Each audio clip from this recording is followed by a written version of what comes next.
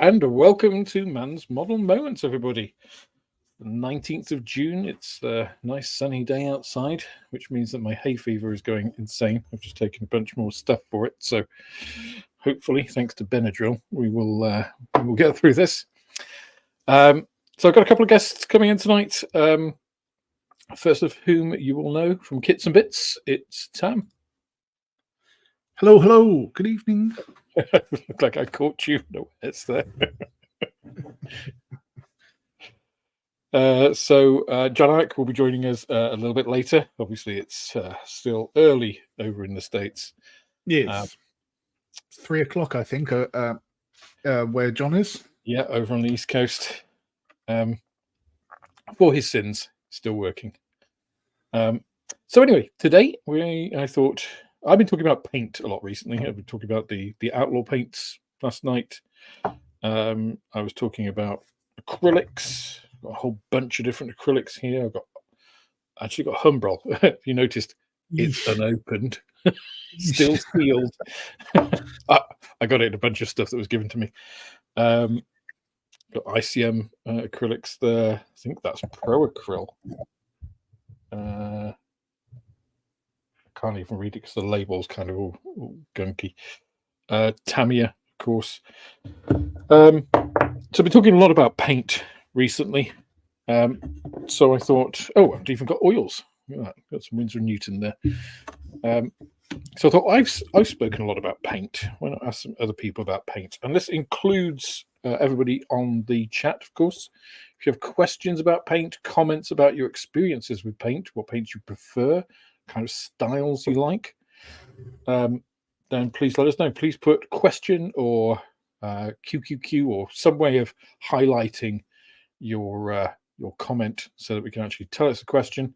It's difficult to keep tabs on that whilst actually talking nonsense, believe it or not.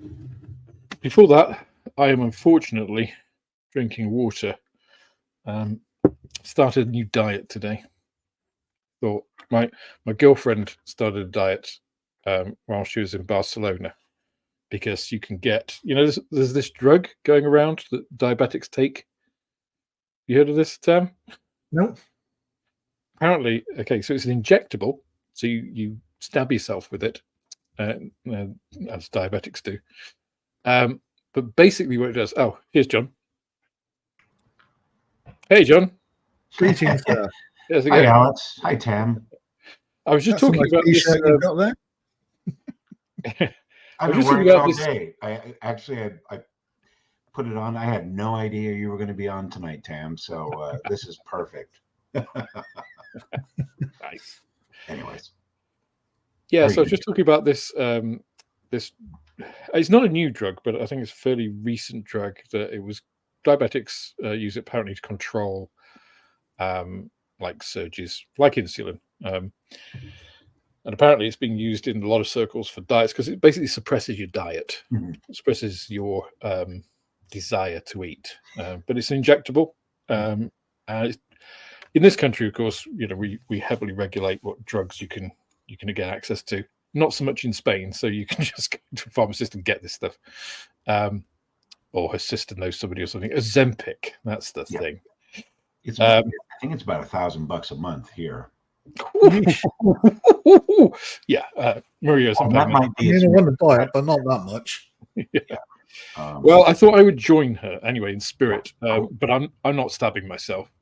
So I get enough of that, right? When I'm we lost time. I get enough of that with modeling, right? Accidentally stabbing myself with my scalpel. Oh yeah. So I'm going on. I'm using intermittent fast. Oh, who he is? Okay. We lost you there for a second. That works. Yep. It just can StreamYard being StreamYard on my computer. Well, this has a more balanced feel to it now because you've got John and I. So John sitting here, me sitting here. We're both in kind of chairs with the backgrounds. You're in more of a studio feel, so it feels like you're in the basement there. I'm actually what used to be my front room before I moved all my kit into it. So it used to be a front room. Now it's just a kind of studio thingy type affair. Yeah. So anyone, I decided to do intermittent fasting. So I got an app which tells me when I can eat and stuff. So I could eat between 9 and 3 p.m., 9 a.m. and 3 p.m. And I got to drink a ridiculous amount of water. I mean, more water I think I've ever drunk in my entire life. I fast like when I'm asleep. So Yeah. Well, that's what breakfast is, right? Breaking the fast. exactly. Mine's just going to go a little bit longer. So we'll see how it goes. It's funny because the app said, kind of what's your lifestyle and all the questions that they ask. One of which was, how do you feel about fasting over an entire weekend? It's just like, no. It's just like, How do you feel about being bayoneted? yeah. Tell me, phone, how do you feel about being immersed in water? No? Okay, then. I think we've established that. Phil says, angry Pike is, can't see the rest of your T-shirt, John. Oh, so it's Angry Mike is not amused. It's what he has right there. It's Yeah, this is Angry Mike, and that's one of my T-shirts. So buy one of my T-shirts. You buy an Angry Mike T-shirt. Alex, you need to get some merchandise. Yeah. Well, I do have Man's Model Moments T-shirts, but I use them as giveaways. I see. And as you know, when you bought a certain level in a shop, I think it was like £50 or something when I first opened it, I was giving T-shirts with that. I've got some aprons as well, like to stop. I got one of ruining those your for you. clothes, Thank you.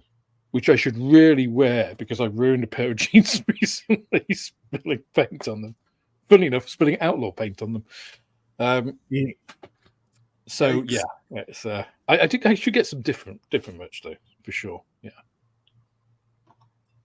So Stevie T's got a question by the look of it. Yeah, I was just going to go through the chat and just say hello to everybody. So we've got taggers in this evening, David Markey, MP, Model Plastic. Not a name I remember, but I've got a rubbish memory for names. So Steve T, David Markey, I've just mentioned. Taggers, Mark Stott, welcome. Paul Christopher, Scale Model Inc. Live. That would be me. Isn't that you? Yeah. For some reason, it's logged me in Scale Model Inc. Live instead of Kits and Bits. But Hayden Jones. Who else do we have? Dave, World War II Scale Models. David Barber. Howard Kendrick. Brian. George Davis. Oh, now that you'll have to say if I get this right. Stian Skogstad. That was probably a very poor attempt, but welcome. I think that more or less gets us up to date. So welcome everybody. Apologies if I missed you or missed you. John Farrett. Yeah, here we go. Oh, €160 per month for a Zempic in Ireland. Well, that's a lot less than $1,000. But still quite a lot. It is still quite a lot, though, isn't it? I think. Or do you think you saved that on food, though? That might have been because Ozempic has it's a competitor. I can't remember what it's called, but there's another drug that's available in the United States that does what Ozempic does, but apparently has greater effect. So on it affects your A1C, and it really helps you. It helps you lose weight. And I Googled it, and it was like $1,000 a month. So. But yes, you're quite right, Sam. We have a question from Steve T. I started with Vallejo, but had issues with that and switched to Tamiya, which I like because the smell isn't bad. But is acrylics the only option for me as I have no ventilation at all? That's a good question. Are acrylics the only option? No, it's really about what you can tolerate, how sensitive you are. People are different. We are a genetically diverse population, even between us three, right, who are all white, we're Caucasian males of a certain age. We will have big genetic differences because of where we've come from, in the way our metabolism works and stuff. It's one of the really interesting things for me working in life sciences previously about medicine is that any medicine, you pick any medicine, like ibuprofen, it doesn't work for the majority of people that take it. That's a very simple fact. So any generic medicine will work for 40% of the population, as it's supposed to. And then you'll have a distribution of people that actually it works better for, worse for, has more side effects, all this kind of thing. So some people are a lot more sensitive to smells, to organic solvents, or irritates them more. 3D printing is a classic one, right? The resins for 3D printing don't bother me at all, right? I mean, maybe because I've just killed most of my cells in my respiratory system from years of organic solvents. But it's like, yeah, they smell. I don't like getting them on my hands, Right. but the smell doesn't bother me. Some people cannot stand it. They just can't be around it at all. So, I mean, enamels don't smell that bad, especially now they've eliminated Mico from the formulation. They don't smell too bad, but there's a reason that people switch to acrylics, right? For the Which I smell. kind of outlined in the acrylics video. Enamels are fine. A lot of people still swear by enamels, but they take forever to dry. Yeah. Yeah. I just can't be getting on with them. I stopped using them pretty much when acrylic started being the new thing, to be honest. I was like, oh, thank God. You know, I always struggled with enamels. So I mean, if you spray them, you know, you have the same sort of problems that you have with lacquer paints. Although, so something like my new thinner, which will be coming out when the labels bloody show up, which is basically same as Mr. Hobby thinner and Mr. Hobby leveling thinner. You can thin an awful lot of things, a broad spectrum, which is what I'm calling mine, a broad spectrum of things you can thin with Mr. Hobby thinner, because it's composed of a lot of organic. It's purely organic. There is no water in it at all. But a lot of the organic solvents that are in it are polar, so they're miscible with water. They'll mix with water, and so you can mix enamel paints into that and spray them, and it's a lot less noxious than if you spray with, you know, something like this. Is odorless or low odor white spirit. You can mix Tamiya paints, love that stuff. You know, lacquer paints again will work with that. A lot of acrylic, like aqueous acrylic emulsions, will as well. It really depends on the formulation. I've used ICM with that thinner, works fine. I tried some Pro Acryl the other day, didn't like it at all. It was not a happy bunny. So, and there you do have to, if you're looking at an aqueous emulsion-based acrylic, you really need to go heavy on the thinner, like a 3-to-1 thinner to acrylic, because what it will do is it'll start to differentially dissolve some of the components. So you've got to get past that stage where it goes a bit lumpy. So if you only put like 25% in or 50-50, a lot of stuff will just crash out of solution.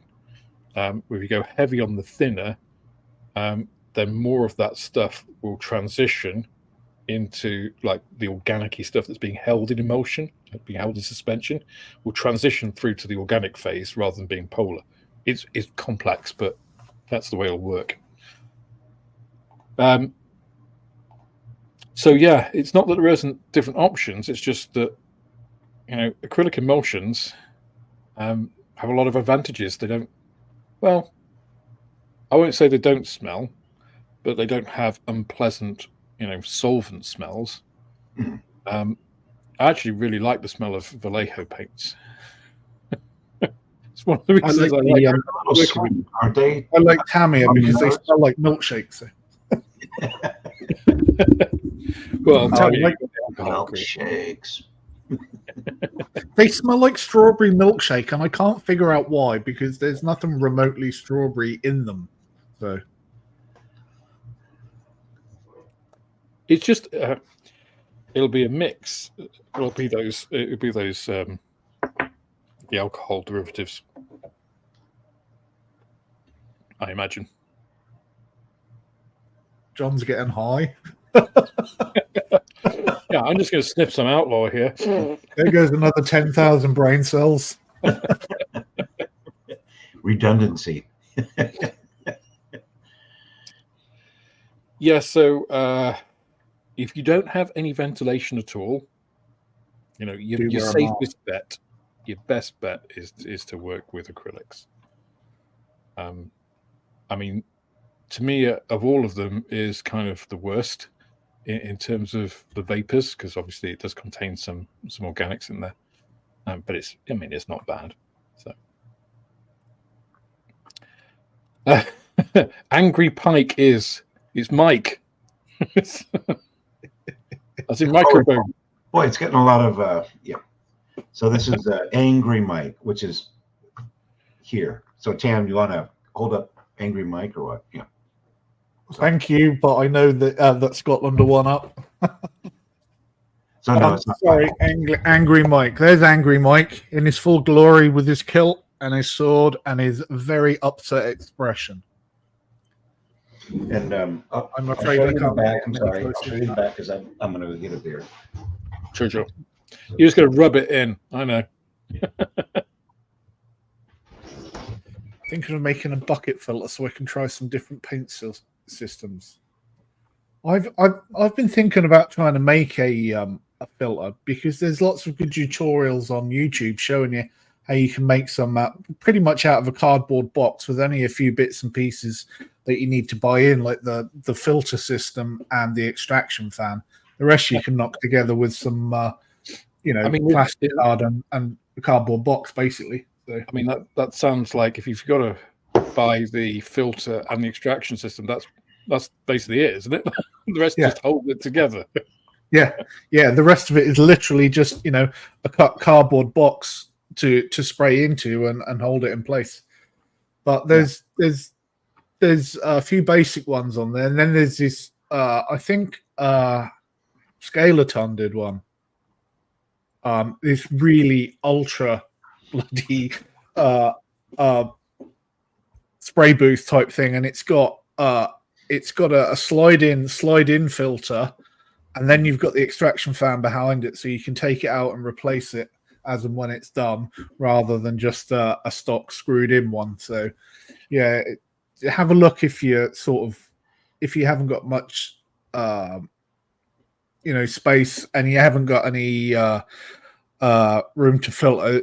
Maybe you can throw something together like that and just knock up a little bit of filtration, because it's going to be better all round for you and anybody else in the house. So, there are 2 points really. There's a lot of different points we could cover, but there's 2 things, right? So, if you're using an airbrush or sprays of any kind, it doesn't matter what you're spraying. You can be spraying Outlaw or be spraying ICM. Which I've not tried yet. But it can be, a lot of people think that spraying aqueous, emulsion-based acrylics is safe.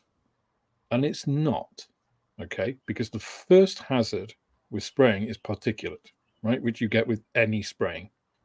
The second, which comes in when you've got your Outlaw or any lacquer paints, or if you're thinning with things like Mr. Hobby Leveling Thinner, which is pure organic solvent, which is the solvent element, the organics.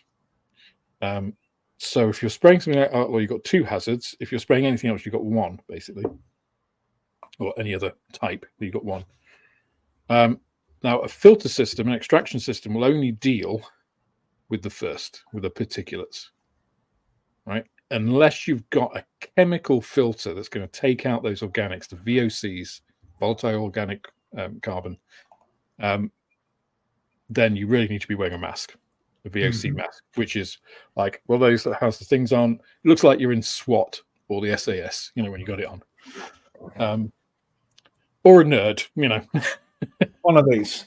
There we go. That's exactly the one I have. Yeah. And that has replaceable filters.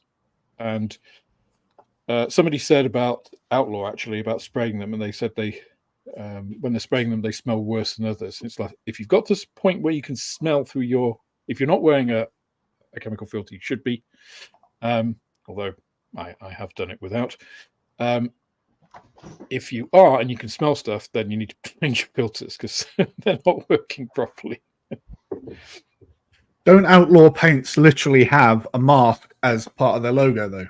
They do, yes. There we go then. I mean, you can't get more clued into it than that. Stuff, man. No. If part of the logo was a mask, that's telling you something, isn't it? Yeah. I mean, the kinds of any organic solvent, doesn't matter what it is, really. It will do. Basically, if you breathe it in, you think your cells are like little bags of water, yeah, with a kind of like plasticky, like fatty membrane. And what stuff like, you know, low white spirits, cellulose thinners, all this kind of stuff, is it dissolves that bag. So your cells kind of blow up. That's not good for them. And if it happens in your lungs, it's the same as like smoking or something. You know, you kill all your cilia. That's why you get respiratory problems, you know, coughing, like difficulty breathing, wheezing, all that sort of thing. So that's why it's bad. Yeah. And the same with particulates. Particulates do the same kinds of thing. You don't want to get small particulates. That's the main hazard from resin dust. Correct. Is that getting into your lungs? So it's irreversible. There's certain particulates in paint that can turn to plastic in your lungs as well. So that's definitely something you need to avoid happening, because once that starts, it's not something you can reverse. So avoidance is definitely the best way to stop it. Yeah, definitely. Dave, thank you very much. Once again, gifted 5 Men's Model Moments memberships. That was nice. What a guy. You're a star. You are a star. You gifted 5 the other night as well. Query for Alex. Is your beloved having any side effects with the Ozempic? It gives me the most hideous smelling burps intermittently. Well, she's not been on. She's only been back in the country. I picked her up on Saturday, so I've not noticed any of those side effects yet. I'll keep you updated.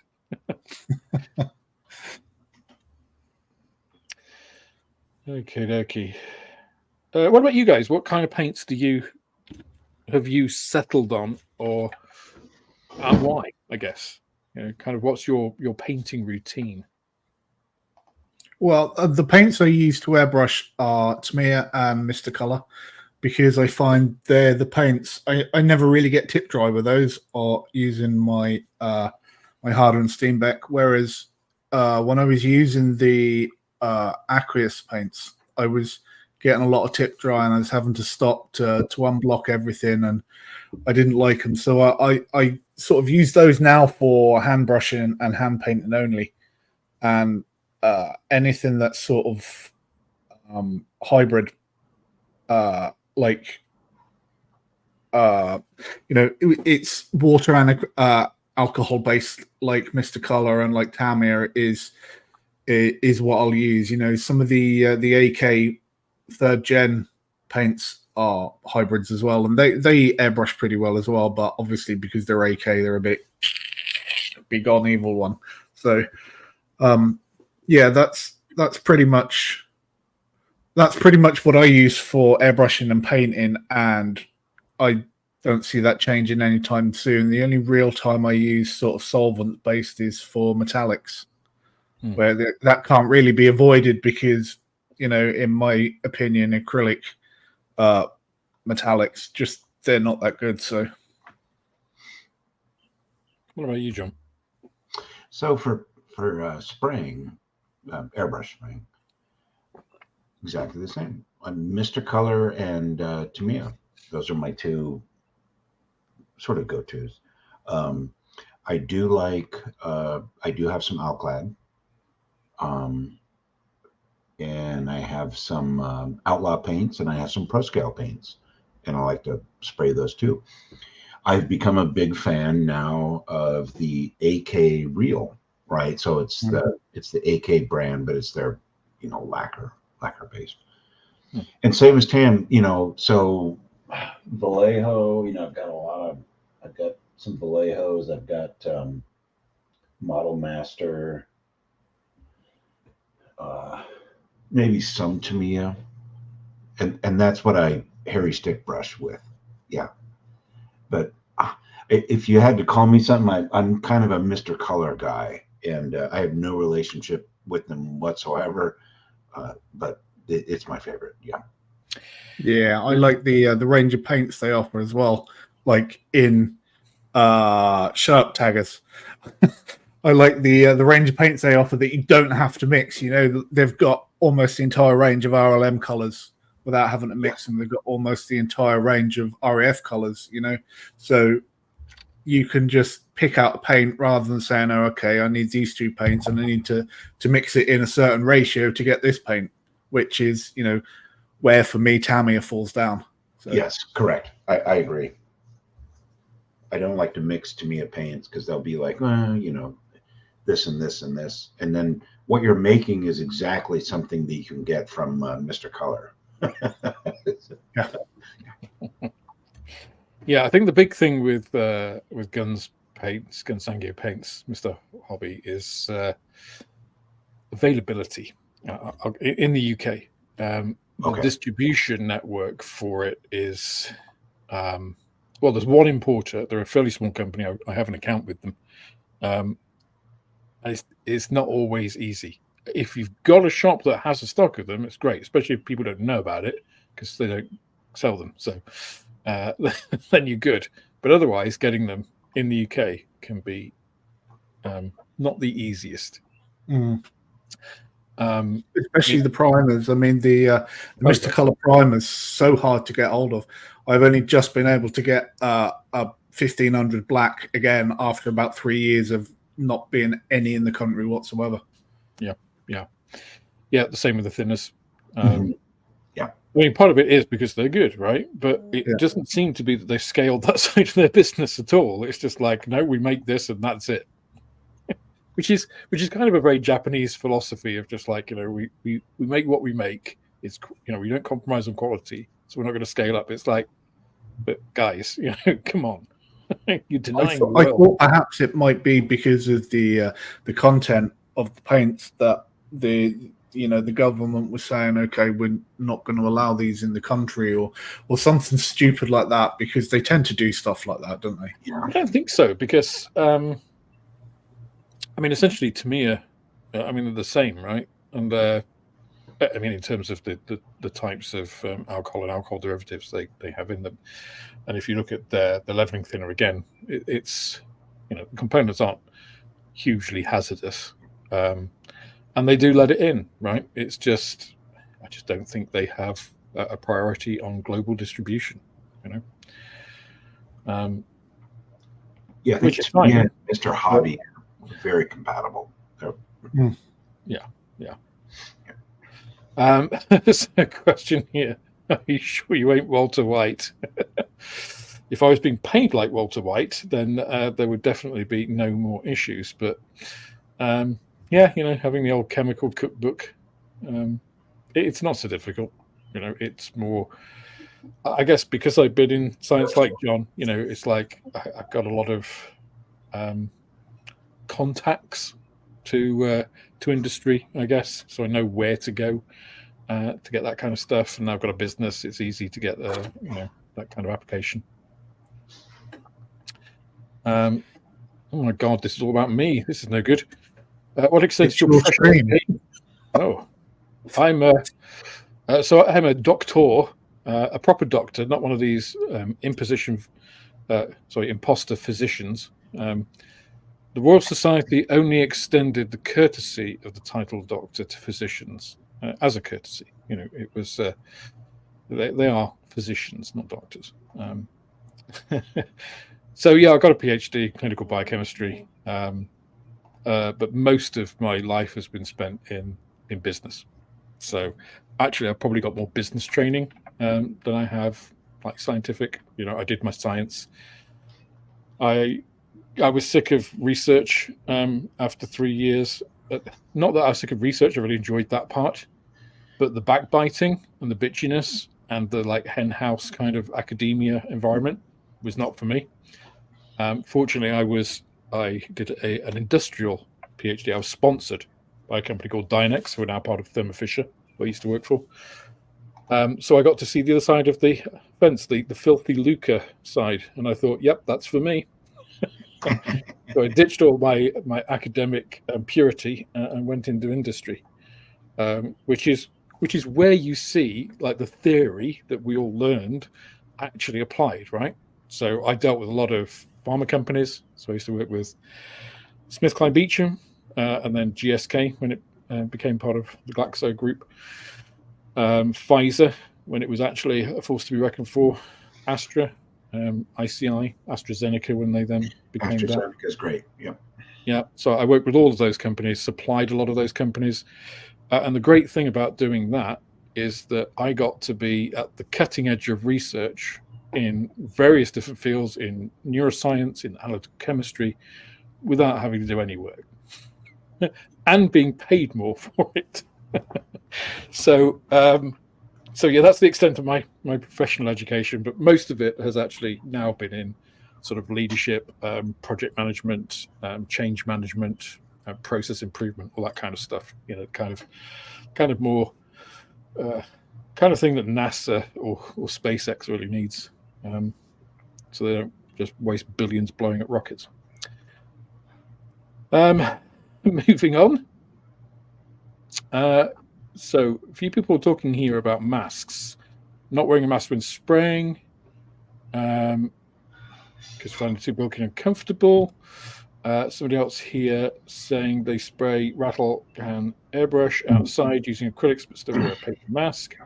So I mean, there are several things. I mean, PPE is personal, right? As long as you're not gassing the cat or your children, it's about your personal safety, right? It's personal protective equipment. So we all have a responsibility to ourselves. It's your choice. You know, people choose to smoke, which is infinitely worse for you than spraying. So if you don't want to wear a mask, you know, nobody apart from you is going to enforce that. Well, maybe Fenris. Well, yeah, maybe. He does seem to be sort of the mask police. Yes. I mean, however, you know, much like a doctor can advise you and can say, I strongly recommend you do, and I do. I strongly recommend you get like one of those 3M or equivalent chemical filter masks if you're going to spray most things. I'll tell you a funny thing. So I have one of those. It's the second one I'm on, actually, the one I've got. The old one I actually used to wear in the summer. We used to have a garden which was about a quarter of an acre. Okay, big, long, like 100-foot long garden. It's great for the kids. So that was the house that we had, country cottage. Great for the kids when they were growing up. They were there from like when they were born till like when they were 12. So they got all that freedom, you know, running around outside, all that kind of stuff. But I have hay fever, as I mentioned at the beginning. So it was hell. So I used to wear my chemical respirator when I used to mow the lawn because it would take me an hour, right? And wearing that thing, I knew I looked ridiculous, but nobody could see me because we didn't have any neighbors, right? There were 2 other houses in like 3 miles.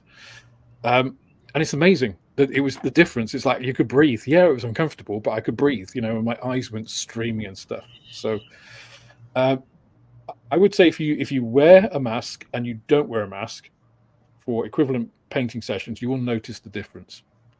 I will occasionally spray Outlaw without a mask. You can notice you'll get a headache pretty quickly. It's not something you should do, definitely. And again, the particulates, doesn't really matter what you're spraying. We get lazy, right? Yeah. We all get lazy. Get lazy. You're like, I'm just going to spray this. Yeah, like I sometimes if I've just got like to prime a tank, I'll prime it quickly, and my girlfriend can definitely tell the difference in me snoring that night if I've done it without using a mask than if I have used a mask, you know? Yeah. I mean, if you're going outside, I mean, I don't have an extraction system, right? For my spraying, I have my mask, and I've got a double garage. Well, it's kind of a 1.5 garage. That is my model shed, and I'm right by the door, so I'm spraying basically outside when I spray, and with the mask on. I'm not really getting anything. And then I walk inside and take the mask off. So I'm not bringing any of that with me. It's not like I'm spraying with the mask on and then I take the mask off and then breathe all the stuff in.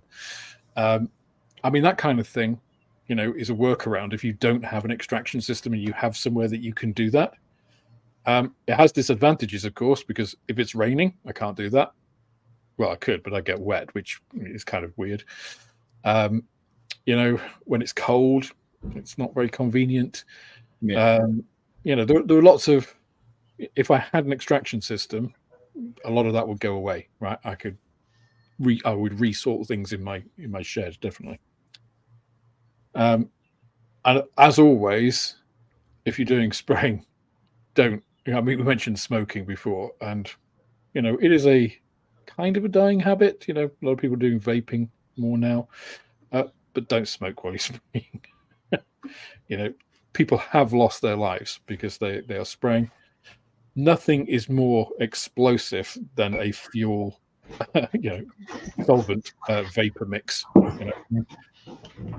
That's what the Moab uses. The mother of all bombs. Yeah. What is it? A massive ordnance airburst or something I think is the official title. But that they did it just because they could call it the mother of all bombs. Sure. The biggest thing below a nuke. Yeah. Is that the thing that kind of sucks all the air out of the surrounding areas? It's basically what they call a fuel air bomb. So it basically contains fuel. And it explodes and sprays it. So petrol vapor, right, is incredibly explosive. So it does that, and it does it over a huge area. And any explosion obviously needs an equal volume of oxygen to usually to combust. Any fuel, normal explosion contains like nitrocellulose and things. They have enough oxygen contained within them. That's the whole thing about explosive is you don't generally need oxygen, but a fuel one does. So yeah, it sucks all the oxygen out of the surrounding air and then creates a vacuum. So you get a double whammy. Yikes! Sounds horrific. Yeah, they are. How has that not been banned by the Geneva Convention? Mind you, I don't suppose Russia would care anyway, even if it was, would it? Would they? No. Well, neither would America, really. Right. Yeah, we love our thermobaric bombs, right? And your cluster munitions as well. Most people ban those, but yeah. They are. Just from watching DCS, cluster munitions are really effective. Yeah. It's just the aftermath is a bit, bad. Yeah, it's terrible. So, Tam, who is it that Scotland are playing today? Switzerland. And they're drawing 1-1 currently, which is good enough for me because we only need 4 points to go through. And I think we can beat Hungary. So if we draw with Switzerland, that'll be good enough. Providing that we beat Hungary, which, there's no guarantee of because it'd be nice to watch. So I didn't see the end of the Germany match. Did Germany win then? Yeah, a little bit. Yeah, they're through already. Ironically. What was the final score? It was 5-1 final score, which pissed me off because I had 4-1 to the Germans on my ticket. So if they hadn't scored that last goal, I'd have been all right. I'd have cashed in on that. But they were the 12 o'clock match, and I can't remember what the score was, but they went through. They must have beat Hungary because they've got 2 wins on the group table. So they beat Hungary. I forget what it was. The question here from John Farrant: are OC Cree or Ocre paints made by Vallejo? Oh, the ochre, yeah. Now I've not heard of those until I literally just looked them up. Yeah. Wood model paints. Discover our paints, special colors for all types of modeling. Paint with them are ship models, train models, and tram models. Interesting. Now, how do we find out where they're made? Our history, maybe?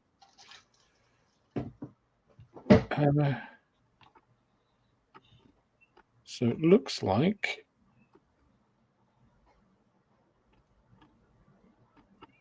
doesn't.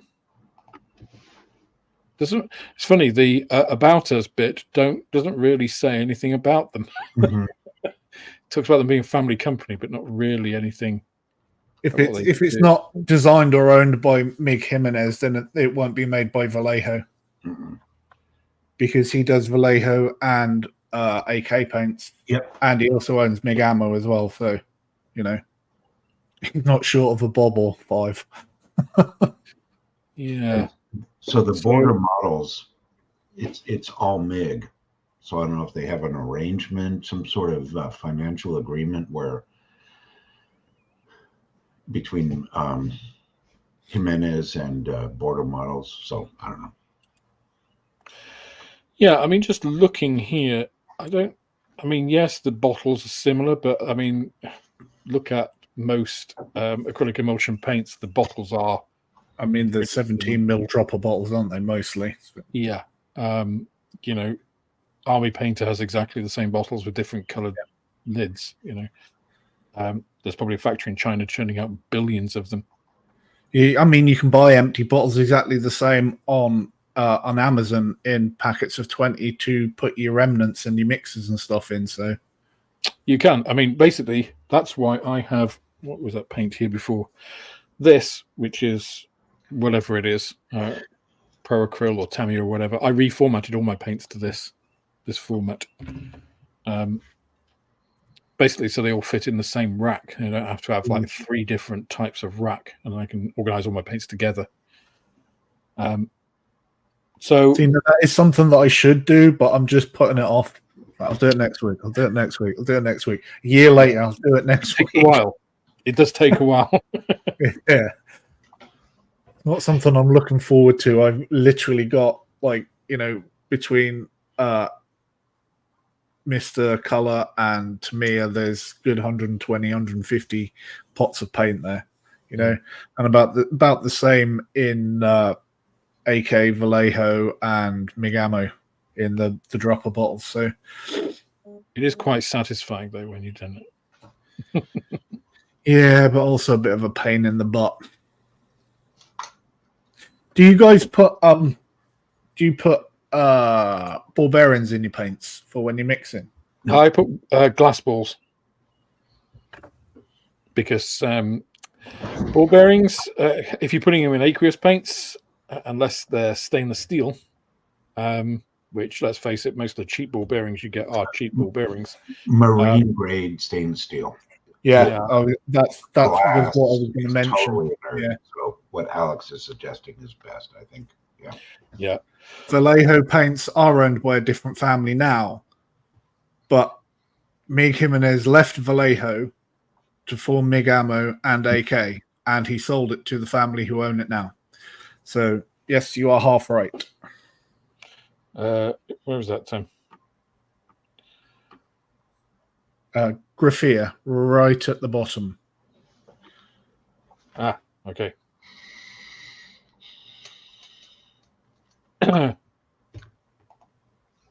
Okay. Yeah, I mean, sometimes it's difficult to keep track of who owns what, because I mean, somebody tried to fact check my model company video. It was one of Will's friends. Well, apparently it was one of Will's friends. It's funny because his language and syntax were identical to Will's. But anyway, and one of the things they said, you know, like, oh, Copper State Models is American and stuff. It's just like, no, it's not. No. It used to be before the guy, I think it was like, I don't know, COVID time or pre-COVID. He sold it to a Latvian company, and it's now a Latvian company. You know, he got a nice chunk of money for it, and same with George Lucas. Can't claim any ownership of Star Wars anymore because he sold his soul to the devil. So you know, you pays your money or you get your money and he takes your choice. So, but it can be confusing. I mean, for us, you know, the amount of talk that goes on about Revell or, you know, the history of airfix and stuff. There's an awful lot of people that get it wrong, you know, and say that airfix was owned by Heller. It's never been owned by Heller. Hella went bust before airfix did, and it was rescued. It was purchased, and airfix was purchased by the same group who used the Hella factory because it was underutilized to imprint the same things. So that's where the crossover was, but it wasn't Hella buying it or owning it because they'd gone bust way before. So, but again, it's like anything, these rumors persist, people get the wrong ideas, they propagate it, bloke down pub said, all that kind of stuff. There used to be a pretty good breakdown of Mig Jimenez and the history behind him on the AK website. I don't know whether it's still there. Me and AK split a long time ago.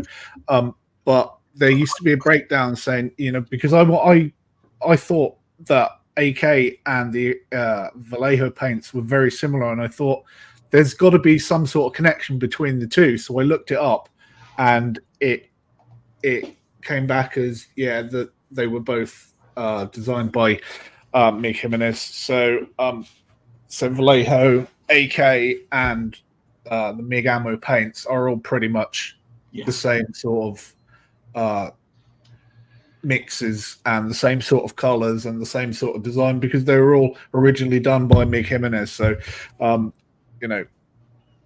I mean, it's the same way as things like cars. It's just like try and trace. Who owns Jaguar now? It's not a British company. German company, isn't Ford, it? And then it was. I thought that it was part of the. It was part of the Tata Group at one time, wasn't it? The Indian company. I don't know, but that's it. You see, they get sold around, and the brand name, gets passed from. airfix isn't a company. It doesn't exist as a company. It's Hornby. It's a brand name of Hornby. The same with Audi. Audi isn't a company. It's a brand of the Volkswagen Group. It's it might have some of its own internal operating structure, but it's not independent. Same with Skoda. I mean, I have a Seat Leon, the estate version, which is essentially a Golf estate. And it's also the same as was it the Audi A3? I think it's based on. They're all the same chassis. They vary in the engines and the trim and all that kind of stuff. But you have Skoda, you have Seat, you have Cupra, you have Volkswagen, obviously, Audi. All basically the same. They're all just different variations on the theme because they've got the same DNA running. And you have the same. If they split those companies off, those brands off, you would still have some of the same design people, some of the same idea philosophies of manufacturing and things. So if you've got a group of companies all based in the same company that used to have the same owner, even if they all split and are completely independent now, they're going to have the similar sort of ideas. They're used to working with certain paint technologies. If they were suddenly to go with hey, I know, why don't we move away from detergents and get more into organics, like alcohols and alcohol derivatives like Tamiya and Mr. Colour do, that would be unfamiliar territory to them. So they'd be way behind the curve. So it would take them a while, So you've got to think about, how that is. And does it actually affect what we do? It's just are you going to buy Vallejo over MiG or AK, or are they all thrown in the same boat, or are you going to go for a Tamiya, Mr. Colour, or are you going to go for something completely different? ICM develop their own paints in-house, so they have no association with those other companies. I found them this color actually. This is their off-white. This is a fantastic color. So you shouldn't ever really use white in a model, right? Except for extreme highlights and bits, because it is you can't go any further than pure white, pure titanium white, right? So if you're doing white, you really want to start from something toned down from that. This color, off-white, is great because it is just that it looks white, but you can highlight it. So it's a bit like using rubber black as a base for black, because you can still go lower in shadows and things. That's a complete aside, by the way. Nothing to do with what I was talking about on the paints bit. But I'm way behind with chat as well. Apologies, guys. Julian says, Alex, I mentioned you last night to Gary Evans. I said if a shop inventory counted as part of us. Oh my God, the shop inventory doesn't count as stash. No, it doesn't. I mean, I do have a problem. My stash We is all really have problems. big anyway. But it's not that much of a problem, right? I promised myself I wouldn't have more than 15 models at a time in my stash, and I currently have about 150. So, Oh, so you are responsible for Kaizen in the UK. I'm not responsible for it, but I've been involved in, initiated, and worked through a lot of Kaizens. So I used to work for Danaher, who were really the American company responsible for the proliferation of the Toyota way, including Kaizen, continuous improvement, all that kind of stuff. So yeah, I will bear some responsibility.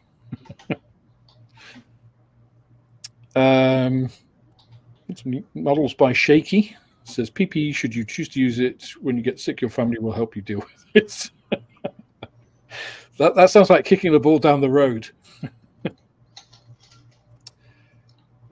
I currently have a S Rhino mask. Is it worth upgrading to a Draeger mask? I'm familiar with both, so can't comment. Yeah. Unless I'm missing a reference.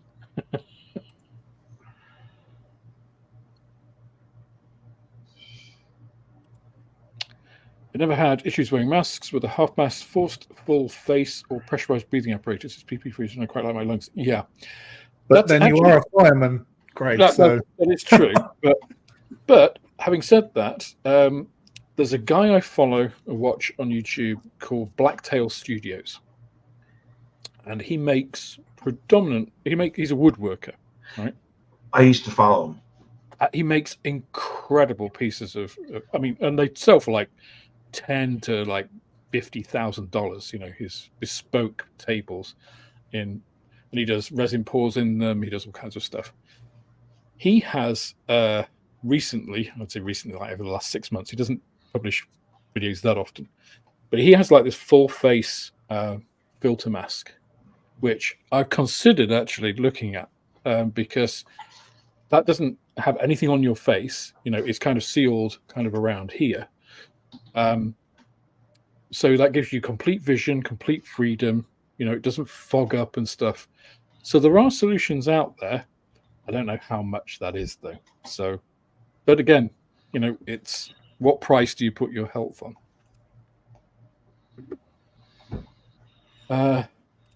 Is there any point wearing something like a cloth mask which isn't bulky? That would be better than nothing. If you've got like a COVID type mask, it will keep out particulates. What is it? N73? Is that I can never remember what the coding is. But that'll help with particulates. It won't do anything for solvents. But if you're doing like aqueous acrylics, it's fine.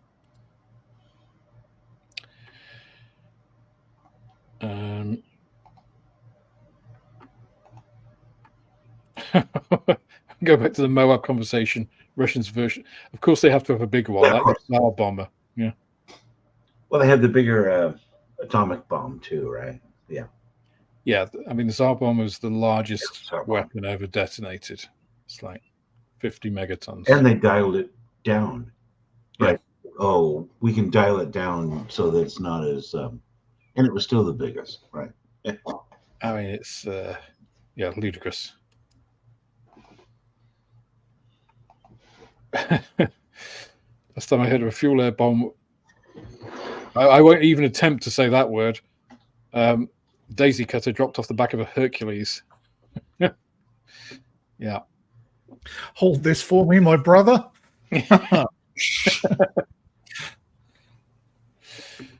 Oh dear.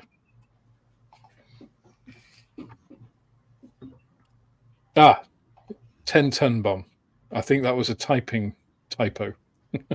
Previously. That was a hell of a typo. I'm not going to lie. Like, maybe the Moab or FOAB. I think they're 10-ton bombs.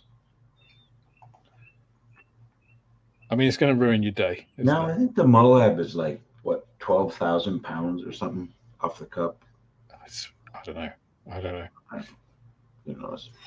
So interested in seeing what Ammo Atom Acrylic range is like. I've heard a few people talk about these. I've not actually seen them in use. I've actually not seen them. Either of you guys seen the Atom paints? Yeah, there's a few videos on it on YouTube. There were a few come out almost instantly as soon as they were released because they'd been sent out for review by some of the bigger American YouTubers, and they look okay. They look like they're hybrids, or they spray like they're hybrids, but they're actually aqueous. So I don't know. Without trying them myself, I couldn't tell you, because for me, the advantage of using the hybrids is that you don't get tip dry, and you don't have to keep unclogging your airbrush and stopping every 5 minutes. So if they, as the ammo atoms as aqueous can do that, and they don't get the tip dry, then there's no reason not to use them. But if they still act and behave like the aqueous paints, then there's no advantage for me to use them, even if they spray better. So there we go. Yeah, I'll be interested in. Well, if Ammo want to send me some, I'll be interested. I'm not parting with anybody. I've got enough paints at the moment. I don't need to. So one of the things I've actually thought about doing recently, actually, is using oils in solvent. I think that might be quite an interesting, because oils, one of the advantages of oils, one of the reasons that we use them, obviously, for filters, is they are typically transparent. So I think with a bit of leveling thinner in there, because once you start to put a solvent in, it changes. So one of the reasons that these take so long to polymerize, the oils to polymerize, is that they air oxidize. You start putting solvents in and you're adding extra oxygen, so it actually speeds that up, and you're also thinning them out, so you're providing greater surface area. So there's several reasons. So I've thought about that. I haven't got around to doing anything with it yet, but that's probably a video for 2025. would they work something like the Tamiya Clear though? I think it's going to be very dependent on the pigment. I mean, I actually did do so some of the testing I've been doing with my thinners is with enamels, and actually you get away from some of the problems with enamels using a thinner like Mr. Hobby Thinner for similar sort of reasons as well. Not that I would ever really use enamels, but a lot of people still do. So anyway, off the track. Just noticed there, Julian said BMW owned Jaguar. Oh God, what is it? Germans buying up our stuff. But Tata used to own Jaguar, and they own, because I think it came with sort of a wasn't it like all sold at the same time or something, and then they sold part of it off. Or did they buy Jaguar and get British Steel thrown in for free? Did they? Probably. Stian says, I use all kind of paints: Tamiya, Vallejo, Mr. Color, Alclad, Ammo Make, and automotive paints. Depends what I'm after and which model I build. I think I am very much of that. If you guys hadn't already told, I'm a bit of a paint tart. I will use whatever I think is appropriate for a particular build. So as I put in my video about mixing paints and getting away from that paint by colors, paint by numbers kind of philosophy, I do tend to vary and modulate the paints that I use. So I will use whatever I think works best for that, on a particular project. If I can be bothered, if I'm just doing a very simple out of the box thing, then sometimes I don't. But I have used an awful lot of automotive rattle can primers in the past when I was doing a lot more aqueous acrylic spraying, because that ensures you get a good bond with the plastic. Whereas if you're not using a primer with aqueous acrylics, sometimes, depending on your surface prep, they can tend to peel away and tend to form, they're much happier binding to each other sometimes than the plastic.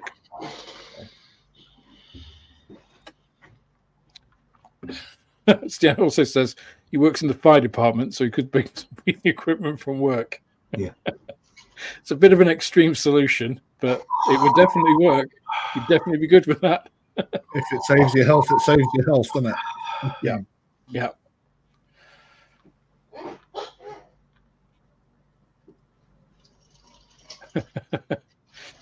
Craig also mentions he's got a full face filtered mask used for investigation.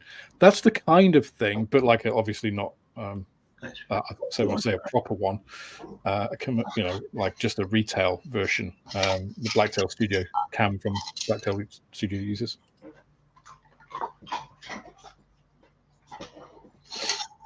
Yeah, it was a typo. We thought it probably was. Yep. Do masks work with rattle cans? I'm using a filter against organic and I'm guessing organic and other vapors. Just a typo. But I can still smell the Tamiya, Mr. Hobby, and Vallejo spray cans that I use easily. So those filter masks, like Tam showed, like the 3M ones, those little bits at the side are replaceable. And surprise, surprise, they do fill up. So they only have a certain capacity. So it depends how long you've used them. And also what you're using. So the more VOCs that are in something, the more they'll trap and bind, and the shorter they'll last. So it's a matter of, it depends.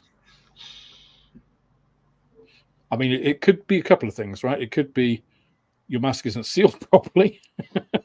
So you're just smelling it coming through that. Or it could be your filters are getting saturated and you're getting a bit of bleed through. And no filter is going to be 100%, right? Yep. If you can get like a faint trace of it, it's probably fine. If you're smelling it quite strongly, I would suggest it's probably time to change your filters. Or break your nose to make the nose bit fit, which I had to do. So that's a bit extreme as well. Question: would you need a mask if you use a small vacuum cleaner to create negative air pressure and pull vapors away from you?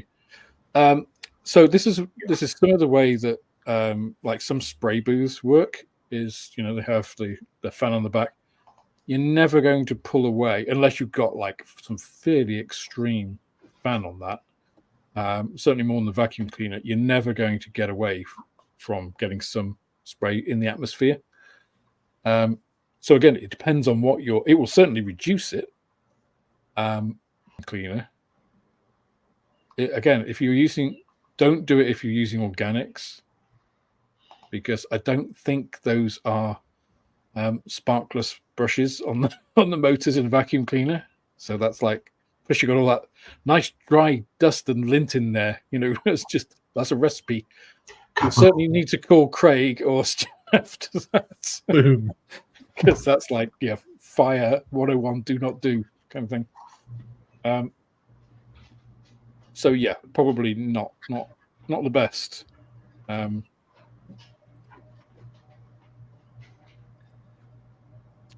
Mike T says, I swear by Autotech grey plastic automotive primer. It is. That's what I've used. I've used Autotech. I sell Autotech in the shop because of that. I've used it. I used it on the 124 scale Spitfire. Their aluminium is a great spray for like duraluminum on aircraft. I actually tried a different brand because the local place that sells the aluminium didn't have any in. It's not as good. Yeah, I think it would be nice if that would work, Julian. I think that's a bit of a song and a prayer. I wouldn't recommend that. I'd use it to clean your car.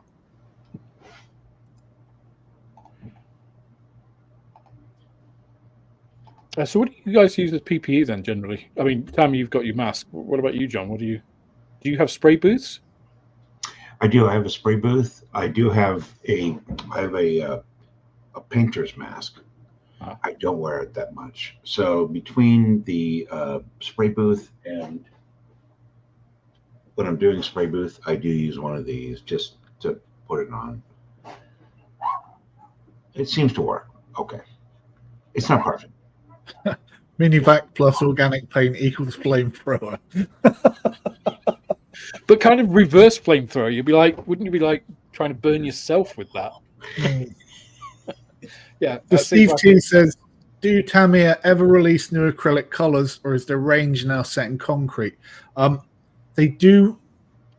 I don't know whether they release new colors, but they do release new shades of the colors they've already got, because the RLM 79 they've got out now is different to the RLM 79 they had a couple of years ago, because I've got both versions, and the new one is a shade darker than the previous one. Yeah. But the previous one, I think, is more realistic to the Desert Sand Garb color. Is it? I think the new one is too dark. Have they actually changed something, or is it just that it's 2 years old and the pigment they use isn't? I mean, that's a difficult one to answer, right? Yeah, as far as I know, it was changed though, because there's been some promo about it, and a couple of people have said the same thing. You know, the new one seems to be too dark. But I mean, they do release new colors because the stand that I have for my Tamiya paints doesn't have all of the latest colors on. I have all of the colors. They go up to, I think it's XF95 they go up to now, and the stands only go up. The stands are made in Italy, by the way. Tamiya don't make their own stands, and there's a real shortage on them. But they don't have the strips. You know, the strips saying all of what the colors are don't have the latest colors. So from, I think it's like XF85, I think it's like 10 to a row or something. Those are all fairly new. I won't say how new, but certainly like 10 years ago they didn't exist. So they brought out a lot of stuff like Dark Earth 2, you know, or IGN Grey 2, you know. So there's like Dak Yellow, there's Desert Africa Core Yellow. There's like 2 of them, right? It's the same with the RAF green. There's 2 RAF greens as well. But I think that might be because it was slightly darker in the earlier stages of the war than it was later. Like the RAF green during the later parts of the war was quite a bit lighter, whereas it was at the beginning it was quite similar to RLM 70. But you know, neither of those greens is what Tamiya tell you to actually paint your Mark 1 Spitfire in. Probably. No, they get you to matte. They get you to mix. So I can believe that, to be honest. But I mean, for the painting by numbers video thing, I got basically 4 different manufacturers. I got Humbrol, Revell, ICM, and Tamiya, and got their instructions for an early World War I aircraft. And this is the new like 2022 or whatever it was tooling of the Spitfire Mark 1. So I had one in the shop, and they don't steal their boxes, so I just opened it, got the instructions out, and it's like, oh, I expected it to be one of those new, like XF83 or whatever it is, the new ones. I thought, oh, no, it's not. It's like you have to mix it 1-to-1 with. It's just like, what? And then the brown is like 5-to-1. I was surprised how much difference there was between the browns. To be honest, the Dark Earth. Yeah, between the 4 you put on that wing, they were noticeably different. Where the green wasn't so noticeable, but the brown was. Yeah, I was quite shocked at that. Yeah, it's funny as well because it looks different as well. Yeah. There was one that was so light it could almost have been like Middlestone. And all of them, funnily enough, darker than like if I went from a reference. But anyway, that's another story. No, but you were right in what you said about it. It doesn't matter what color you use; it's never going to be right because of the way the light falls in it. You know, the way it's picked out, etc. So yeah, it's very much how do you want to depict your model? You know, what that's why I say, you know, you should do it for you and what you feel is. And if you want to go from, you know, a lot of people will say, oh, well, the color on a screen won't be the same. It's like, no, but if you like the way it looks on a screen, you know, and you want to match that, that's fine. You know, it doesn't matter that some rivet counter will say, oh, well, it should have been, you know, it's just like, well, get them to prove it. You know, it's say if they can prove it, but they can't because there's no actual way to prove it. So there we go. That's what we need. An overpressurized air mask. The only one that will keep you safe. I'll raid the local fire station then. Yeah. But as Jan said, you know, a lot of this is about exposure, right? So, you know, the Humbrol having to reformulate their enamels paint range because Miko has been reclassified by the European Chemical Agency is ridiculous, right? Because the amount of exposure that you're getting, I mean, you would have to drink tinlets of paint to have any sort of, and the other components are going to do much more damage to you, like short term, than the possible long-term exposure to the tiny amounts of Miko. But we don't live in that kind of society where common sense rules. It is very much about, okay, we must eliminate this risk, you know, which is silly because life is the one thing that will definitely end at some point. You know, it comes with 100% fatality rate. It's just a matter of what kills you. So even if you painted with Humbrol every day for your life, you're still more likely to die of a heart attack than you are of emphysema, for instance. I think I'm more likely to die of a heart attack than I am to paint using Humbrol paint. Oh, that's unkind. Wheezy, I'm coming. Although, as I said, here's my lovely Humbrol 29 still in its plastic wrap. Do they still make them in these containers? I don't know. I couldn't tell you. I think they're in the 17 bottles now. Bottles. I don't know how old this is. It was given to me in a box of stuff. I've got a few of these colors. I mean, they're all perfectly sealed. I wonder how usable the paint is. That might be a video. Try and work out how old. I've got an interesting question.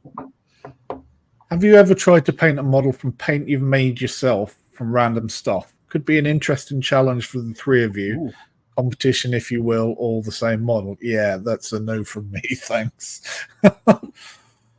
How do you mean from stuff you made yourself from random stuff, like flour and sugar and nail polish, and what are we talking here? Well, you know. No, just no. So, it's, as I said in that acrylics video, a paint at its most basic, well, not its most basic, but as we're used to, is, you know, it's pigment, it's binder, and solvent. So, I mean, binder, if you're making your own paints, right, it's difficult to get an acrylic in bulk. No, actually, it's not. You can buy it, but it comes in bloody great, like 5-litre things of it. It's difficult to get the amount that we would spend on a video. let's say that, you know, if you want to buy 20 mils, it's probably not that easy. But you could use something like PVA, right? Use a vinyl binder, like PVA glue. That would work. And then pigment, you could use, you know, like pastels or watercolor pencil or anything really, anything that's pigmented, weathering powders, and then just obviously solvent would be water if you're using something like PVA. Yeah, I might do a video on that. I look forward to seeing that. I'm all for doing crazy crap like that. Because I wouldn't have a fucking clue where to start on any of that, if you know, if I was honest. So, you know, that's absolutely a no from me. That's not my end of the hobby. I don't dabble in any of that stuff, I'm afraid, because I just don't understand it well enough. So it's funny actually, because when I did the video on acrylics, after the first couple of days, obviously got quite well received. And Maria said, my girlfriend said to me, she said, "You may have found your niche." Maybe so. Julian asks, are RE vapors, are blue vapors as bad as paint? Yes, worse. Yeah. Definitely worse. I mean, this acetone, right? This is, I mean, the acetone is not so bad. Butyl acetate is the other half of it, which is worse. Yeah. Here we go, baby boy. I mean, butyl acetate is actually, or if not in paints, sometimes its derivatives are in paints, or very related compounds. Hey, guess what? It says butyl acetate. It's related. So, yeah, they are bad, and they're pure solvents. So, yeah. Yeah, I mean, while a lot of the glues are a lot less harmful than they used to be, dangerous than paints. I mean, I remember as a kid the Ewan glue used to be like brown and sticky stuff, didn't it? Now it's clear and it's almost odorless. So it's, I think a lot of the chemicals have changed because some of them are cancer inducing and some of them have harmful effects. It's like on the Tamiya glues it says the stuff in this is known to cause cancer in California, which is a bit shit if you're in California, but it's okay if you're everywhere else. So the labels on these things always amuse me. Yeah, I mean, as I say, I mentioned my PhD earlier. I mean, I spent 3 years sloshing around literally liters of things like tetrahydrofuran, and IPA and glacial acetic acid, which is a naturally occurring substance. Acetic acid, glacial acetic acid is horrific stuff, and I can't use vinegar at all because it's a sensitizing agent. You become more sensitive to it using it. Horrible stuff. I mean, I didn't like vinegar on chips anyway, so there's no chance of me ever doing it now. And did we get any help on this kind of thing? Nah, it's just we were students, we just didn't. Concentrate. Oh, we used to make. Oh, John, you're like this. We used to make our own chromic acid. So for those of you who don't know, to make chromic acid, you need potassium dichromate and concentrated sulfuric acid. Yes. It's the jobs when concentrated sulfuric acid just won't cut it. You have to make it in an ice bath because it generates a lot. It's an exothermic reaction. It generates a lot of heat. Otherwise, it explodes. Horrible. Yeah, it's good stuff. That was the acid that they modeled the blood from Alien, the first Alien on, was concentrated sulfuric acid. Yeah. I can believe it. So chromic acid, basically. So my PhD was looking at so we have something called glycoproteins in our blood, which is basically a protein that then the body sticks a carbohydrate on, like a sugar molecule. So it was looking at the sugar molecules, which are in vanishingly small amounts. I mean, we were purifying nanograms of protein, of which 2 or 3%, maybe 16% would be carbohydrate. So really tiny levels. So our glassware had to be ultra clean. And that's what the chromic acid was for. Because you take glass through a normal, like laboratory dishwasher, not a normal dishwasher, a laboratory dishwasher, which gives you clean dishwashing stuff at the end. It'll still have like sugar residues on it. Not after chromic acid, then it's clean. But yeah, I remember using Tester's tube glue. Yeah, that stuff was horrible. Oh my god. Yeah. And the glue that Italieri gives you in their pack smells as bad. I suspect it might be, leftover stocks of Tester's tube glue. Oh my god, that was the most toxic stuff. And in the early 70s, I built my first model in 73. So I built my first model in the back seat. My dad had a a Pontiac Catalina. You know, it was like one of these boats. I built my first car sitting in the back seat of my dad's car while my brother was at a baseball tournament sniffing freaking glue. I was 5 years old, man. I'm sitting in the back seat of this like boat in Southern California. And that's where it all started. Oh yeah, I'm insane now. I mean, it's just like, dude. There's a common thread between us, isn't there? Yeah. I remember getting, you know, remember when the kits used to come with a little like capsule of glue? Used to cut the top off. Capsule? So really early, I think it was like Frog or maybe Nova kits. They used to have like a little bulb, basically like a thick plastic, like rubbery plastic bulb of glue with like a little teat on the end, and you cut the teat off, the end off, and then you could squeeze the glue out. Garbage system. I never really. I don't think I've ever made a Frog kit. I haven't either. Other than one that has been reboxed like by somebody else, but I've never made a Frog kit under the Frog name. I mean, I didn't know that they were, you know, those at the time. But another question. To lower the tone, you don't need to lower the tone here. We start low. Revell tin paints, are they the same, better, or worse than Airfix or others? I picked up a 6-pack. Enamel or acrylic? I mean, if they're the Revell Aqua, I quite like them. They're very pigment dense, and therefore they're very good for brush painting. That's what I use them for. I've got some of the Revell Aquas that I use for brush painting, but I wouldn't, you know, I would. The only time I've ever airbrushed it is using the yellow for doing a yellow nose on a 109, and it wasn't particularly brilliant, but it wasn't particularly bad. So I really just stick to using them for brush painting, to be honest. Yeah. I think they're too pigment heavy to be very good for airbrushing.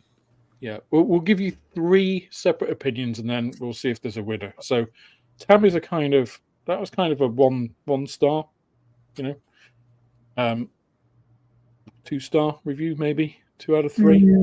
No, I mean I do quite like the paint. I'm not going to say they're bad paints. Let's give them a star rating out of 5, a la Amazon. What would you give them out of 5? 3.5. Okay, John.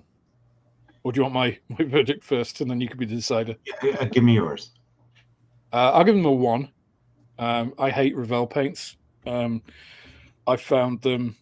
Those square pots that they put aqua colors in are garbage, and they're one of the worst. In fact, they might equal Games Workshop in terms of their paint pot design. Utter garbage. Hard to open. You need a knife to be able to cut the plastic stuff, that like sticker that goes round, before you can open them. Almost guaranteed to spill. They don't seal very well. I got some old ones, and they were like really incredibly thick. Like you just put your brush and the whole thing would stand up in it. But I think worse than that, and I get that some people like to brush paint with them. There is no consistency between them in terms of the actual consistency. Some are quite thin, some are like brick dust, and third that I don't like about them is the colors. Some of the colors are just, I mean, I got the Revell yellow, and it was more like a flesh, and it took forever to mix up. I spent like 10 minutes mixing the damn thing, and then I painted it on my little paint chit, and it's the least yellow of any yellow I have. So I hate them. I give them a 1. If I have to give them a star, I give them 1. Yeah. So the reason why I would give them a 1 is because there is no such thing as a no-star hotel.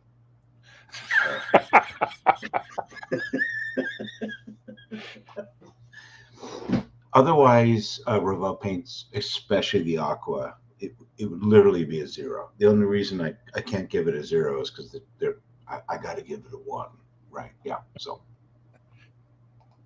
So Tammy's being very generous, we feel. I mean, I'm probably looking at it from a different stuff, different right? aspect, aren't I? Like, you know, I use them pretty much only for brush painting with them. For brush painting with, they're okay. The sort of stuff I brush paint is fancy stuff anyway. So if the colours aren't spot on, it's not a great deal. But it depends what you want them for, really. I wouldn't take it. Well, I suppose if you want them as paperweights, they're not too bad because they're square. I mean, if I had to use, if somebody said you've got to use a small limited range from a company, I would probably choose ICM paints at the moment. They've only got a range of 80 paints, which is fairly limited, but I find that they are pretty much, for the majority, ready to go from the pot in terms of brush painting, which is rare. Most paints you have to thin at some point. They're quite pigment dense. They only come in little 12mm bottles, which is still bigger. I mean, that you get more paint in that than you do in the 10mm, which is insane, right? But I think that's actually quite good because they're very cost effective. They're cheaper than other paints, even when you work it out per mil. So if I had to just select one, the one thing I really don't like about ICM paints is their color recommendations are dreadful. I mean, in terms of the paint by numbers scheme, you are going to be way far. I mean, if you saw on that video, the ICM colors, the brown they advised was chocolate, which is almost black when you get it on the model of that scale. They actually advise, I think it's sky blue, which is a blue for the underside, and the green. The green is the closest of their colors, but it is still far from what I would use. So yeah, their color designations are dreadful, but the actual paint's pretty good. I noticed that the sky stroke duck egg blue actually was blue rather than greenish blue. Yeah, so yeah, completely. It's a nice color, but it's just not suitable. It looks more Mediterranean blue. It's more like a Soviet, 3-color camo blue. The lightest color of that, which is fair. They probably, if they're doing the color call outs for an SU-27, I think that'd probably be good. So Steve just issued you a challenge, Alex. Oh God. Oh, I'm way away from that yet. So. He says, challenge Alex to make an eggplane model and paint it with Revel paints. Oh my God. That's like a Halloween challenge. It's like all your nightmares come true. How could you, Steve? You're off the Christmas list. I assume he wants you either to do it as a live stream or a video so we can see your suffering. We want to watch you suffer. Although I do agree very much with Julian here on the no-star hotel. I'm not a camper. So the last camping holiday I went on was the last holiday. It wasn't the last holiday I was on with my ex.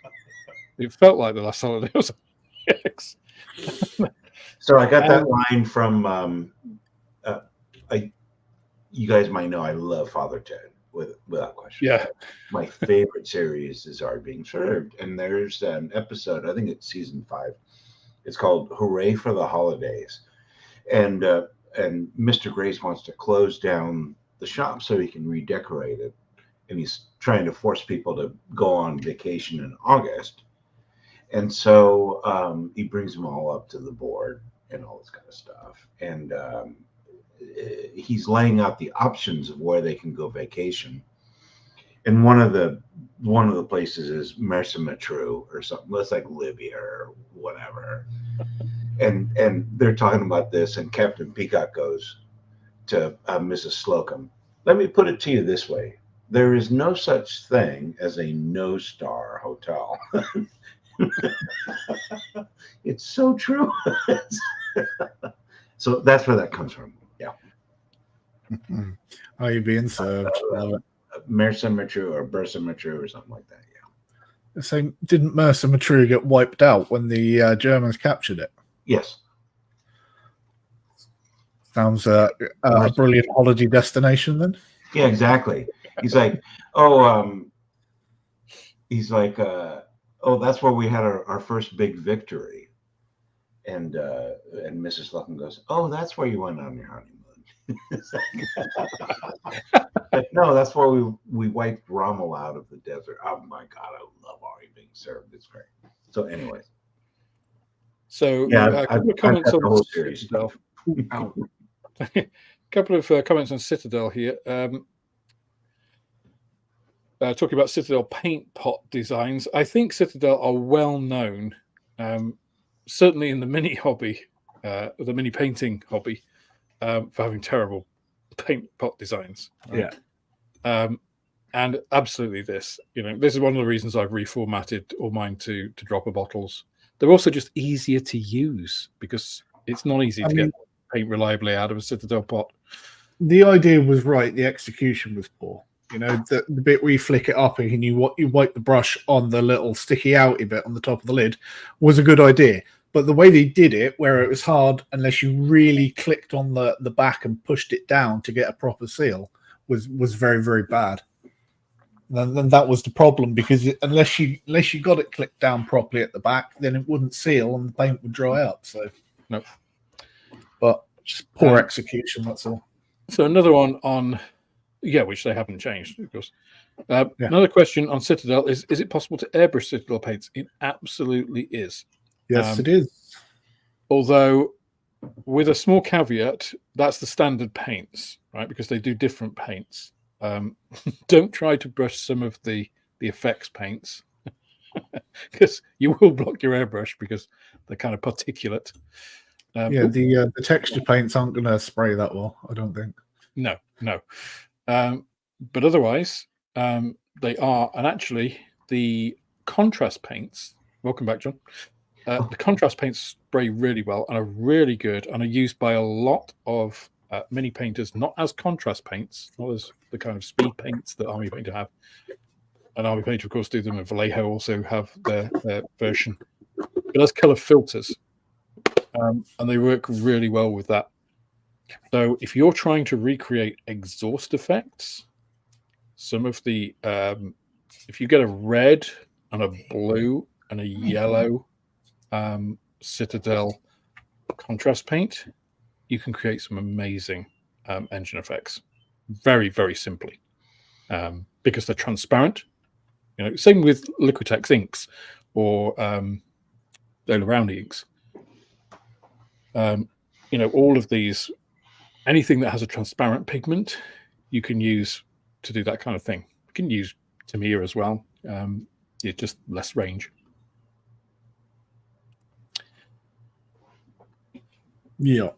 Yep. Also, the Vallejo airbrush flow improver is very good as a thin and medium for that. So if you want to try it and you're an airbrusher and you've got some of that hanging about, just mix some of the paint with the airbrush flow improver. Because it's a gel, it'll act very good as a medium. So what you get out of it is pretty much contrast paint. So if you've got some of that laying about and you want to give it a go, then do try it like that and see how you get on. Yeah. All of these things are... So again, I go back to the original point of that acrylics video. Not the original point, but the kind of point that was mentioned in there. You've got binder, you've got pigment, and you've got solvent, right? At some level, all paints are that. So you can create all kinds of different effects and paints by putting additives in. All that other stuff I mentioned includes all those things like flow improvers, like retarders. It depends what kind of effect you're doing. Goobertown Hobbies does a good video quite a while ago on making contrast paints, like speed paint type things, from inks. So if you take a Liquitex or can't remember what Dale Brown his series is called, like DW inks or whatever they are, but any like high quality, and the thing that distinguishes, by the way, an ink from a paint is generally, because it's a blurry line, right? There's no actual distinct definition. It's generally that they're transparent pigments, and sometimes the binders, you know, so the consistency is much thinner. But you can add medium to inks and basically create your own contrast paints, you know, for cheaper, more volume, and with a greater range of colors. You know, and it's very easy. I've done it. I've got a whole range. I've got the whole Liquitex range, all made out as contrast type paints. Because all you're doing is changing again, altering water's surface tension, because water is the big thing that makes our paints weird when you're painting with water-based stuff. But if you break that interaction or change that interaction, it changes the properties of the paints, makes them more easily going to flow like a solvent, like an organic solvent. And likewise, you can thicken paint up with stuff. You know, you can do all kinds of things.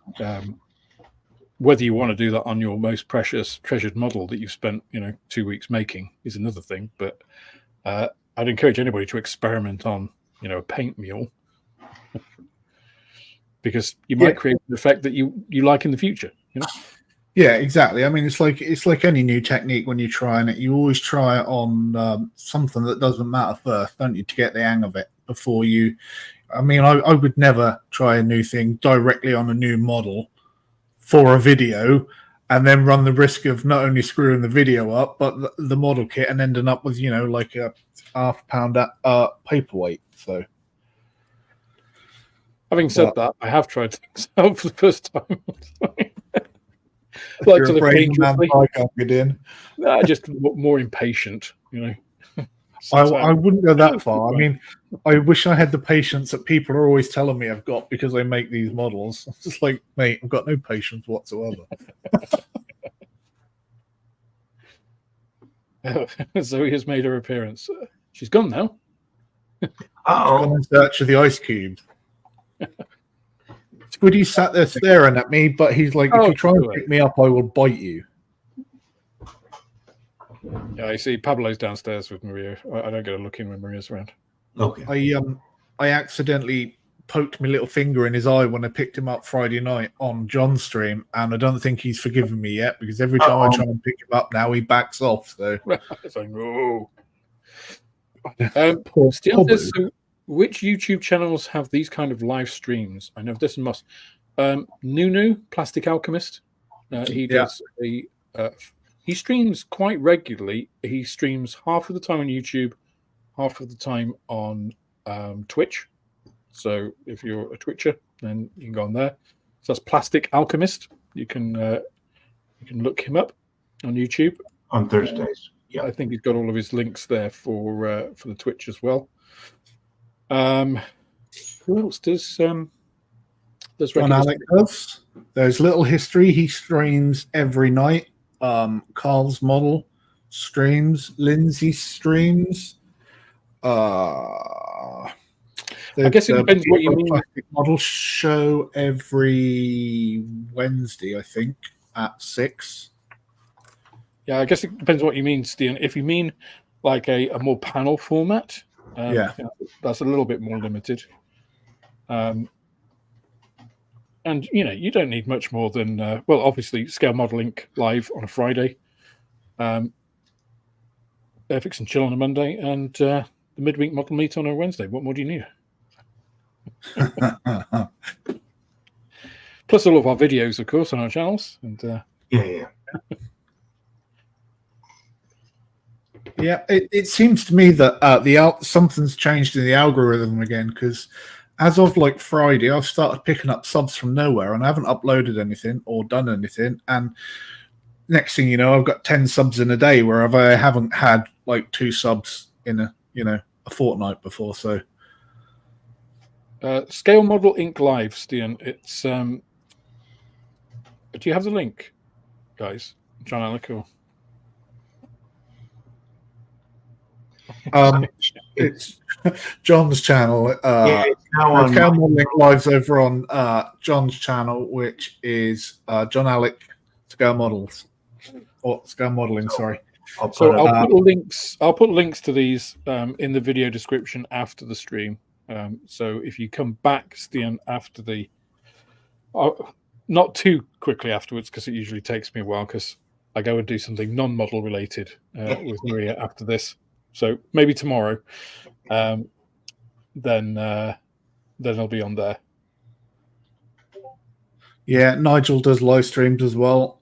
Although he's quite often on other streams as well, isn't he? Like he's sometimes on Airfix and Chill and some other live streams. Yeah, and we've had Gary on a couple of times on here. So we try to. So Jamie from Scale Modeling Cafe. We get. Oh yeah, Jamie Hagler. So obviously Wednesdays is a bit of an odd time for some people. So some people like to keep it free in terms of the YouTube streams and stuff. We have a pretty open door policy here at the Midweek Model Meet.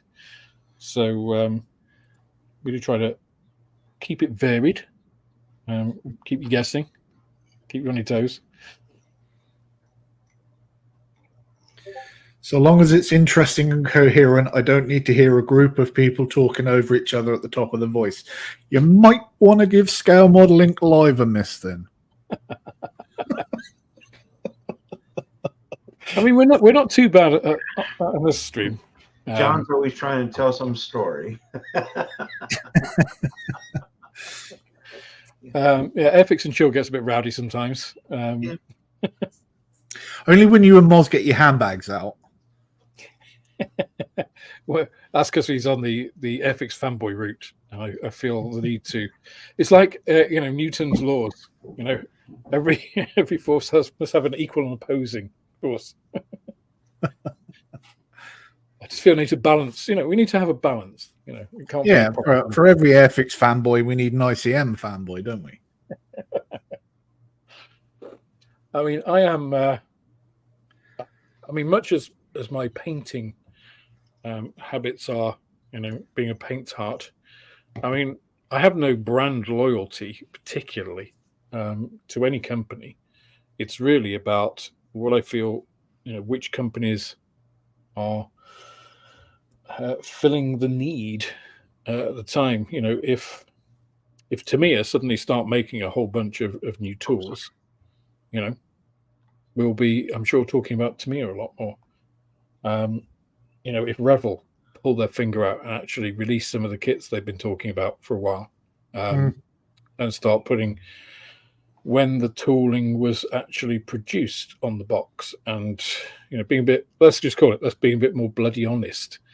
I also wish they'd make a lot more noise about their releases as well, because it's all right if you've got the new tool or the new release magazine, but if you haven't, then you don't know what's going on, do you?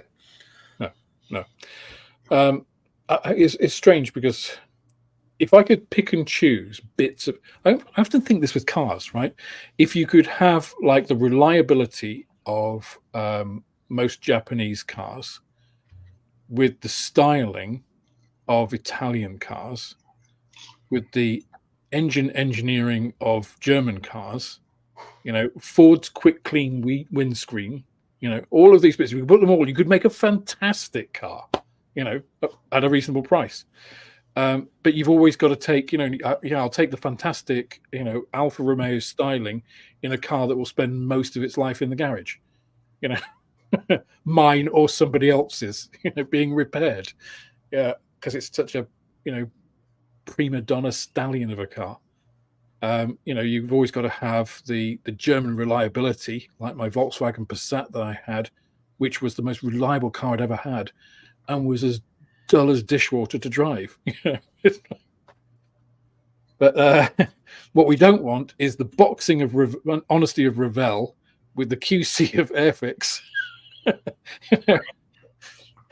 the plastic of Tacom, the instructions of Fujimi. It's just like your hell kit. We could do that. We could make one of those up for Moz's birthday and send it to him. Couldn't we? Yeah. Actually, there's video in that, isn't there? It's just like, could you make the best and worst model company from other parts of? More nice. Sure. Question, Alex, will you be doing a new live build soon? Not time constrained this time. Have you got a subject in mind? I've got a few to finish off first for videos. So the Marauder keeps looking at me for me to just finish that off. And I'll probably...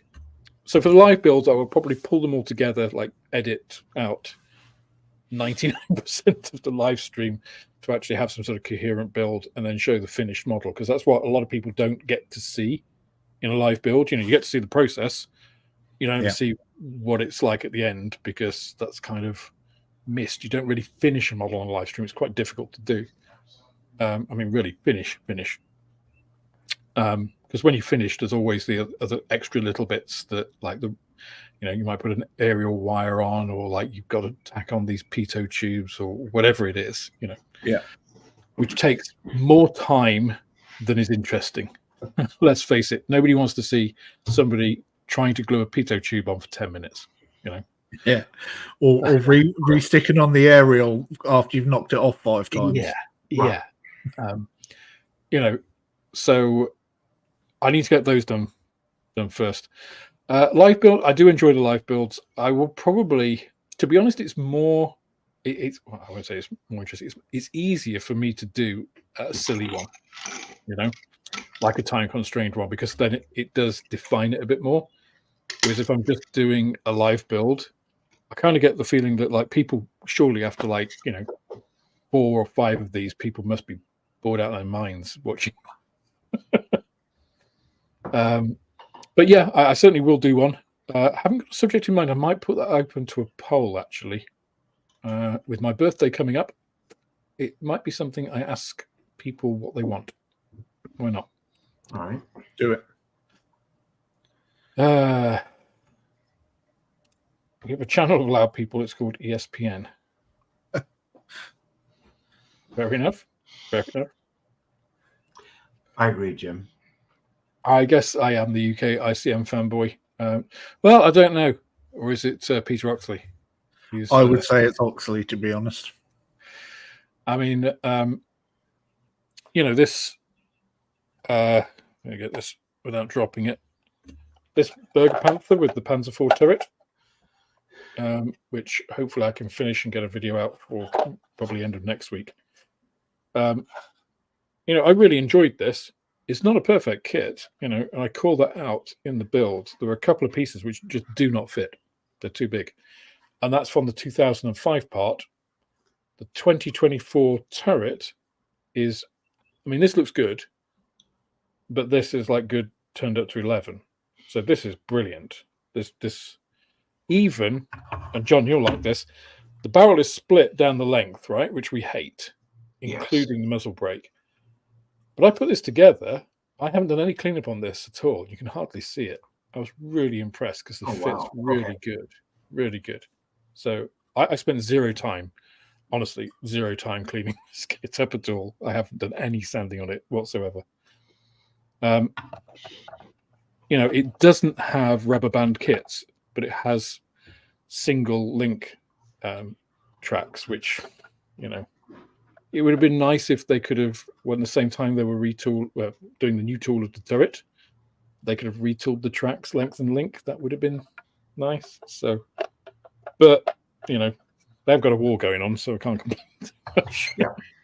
Yeah, exactly. I mean, you know, I'm just glad we're getting a lot of good kits coming out of ICM at the moment, and the fact that, you know, there is a war going on in Ukraine and they're still putting out great kits it's you know, it's unbelievable. So I mean, I think even if you look at ICM in the context of an other model company, you know, like Airfix or Revell, say it was based in the Czech Republic, you would still look at them and say, well, they're putting out more new tools, brand new tools than Airfix are. They're really good quality. They're not, like, you know, insanely expensive. They're doing all the right things, but not only that, they're supporting the YouTube community.